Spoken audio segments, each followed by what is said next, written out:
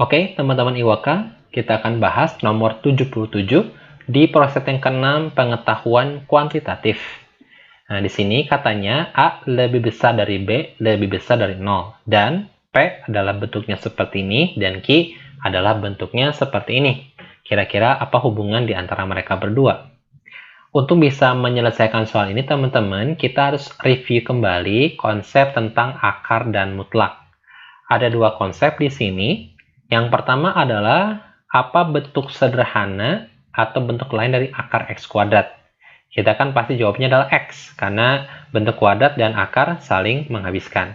Tapi teman-teman, sebenarnya tidak hanya X saja hasilnya. Kenapa? Karena hasil dari akar itu pasti positif. Akar 25, 5. Akar 100, 10. Hasil dari akar selalu positif.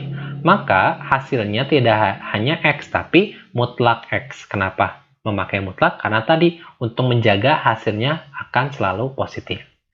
Lalu untuk mutlak X sendiri teman-teman, ini bisa dirubah menjadi dua bentuk tergantung yang ada di dalam mutlaknya seperti apa. Apakah dia positif atau negatif.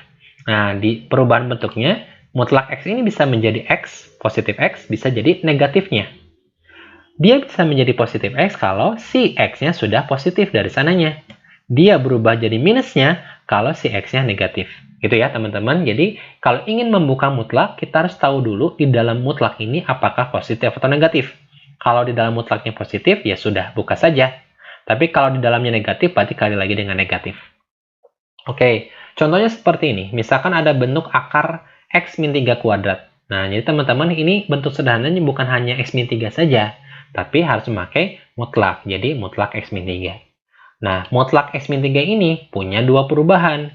Bisa dikali positifnya jadi X min 3 atau dikali negatifnya. Ini kan kalau dikali negatif jadi kebalik ya, 3 min X. Dia bisa menjadi positifnya kalau X-nya lebih besar dari 3. Kenapa? Kalau lebih besar dari 3 kan dimasukin ke sini pasti hasilnya positif ya. Maka akan jadi positif. Tapi kalau perubahan yang kedua, kalau X-nya lebih kecil dari 3. Soalnya kalau di bawah 3 kayak 2 kurang 3 kan negatif. Nah, makanya dia dikali lagi dengan negatif. Itu ya teman-teman.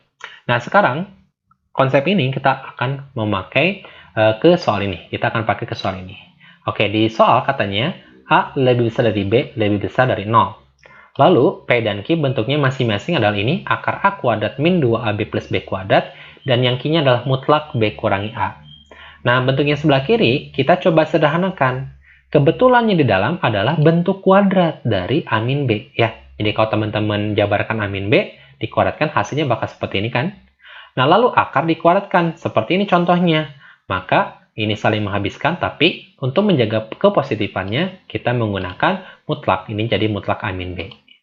Oke, nah sekarang mutlak A min B dengan mutlak B min A sama atau tidak? Nah tadi, untuk bisa membuka mutlak, kita harus tahu dulu yang di dalam mutlak ini apakah bernilai positif atau negatif. Di sini kita lihat nih, A lebih besar dari B. Ya kalau A lebih besar dari B, maka hasil dikuranginya pasti positif. Sehingga A min B positif. Kalau sudah di dalamnya positif, mutlaknya tinggal dibuka saja. Kalau yang ini kebalikannya ya, kalau A lebih besar dari B, ya berarti B dikurangi pasti negatif. Sehingga kalau mutlak ini dibuka, si ini harus dikali lagi dengan negatif. B min A kalau dikalikan negatif kan jadi A min B. Ternyata hasilnya bakal jadi sama. Nah, berarti ke atasnya pun pasti sama. Sehingga jawabannya apa? P sama dengan Q. Cacing.